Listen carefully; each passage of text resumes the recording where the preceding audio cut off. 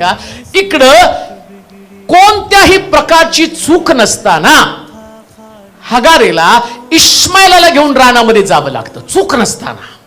एक गोष्ट ध्यानात ठेवा, जास्त तुम्ही जगामध्ये काही चुका न करता तुमच्या डोळ्यामध्ये अश्रू असतात. नीट ऐका, मी काय बोलतो, स्टेटमेंट काय बोलतो ते तुम्ही ऐका. इकडं या इस्माईलाला त्याची पण चूक नाही आणि ती हगार इस्माईलाला झुडपाखाली टाकते आणि रडत बसते. इस्माईल त्याचं रडणं काय होतं, हे देवा माझी चूक काय आहे की या झाडाखाली माझी आई मला मरायला टाकून गेलेली आहे.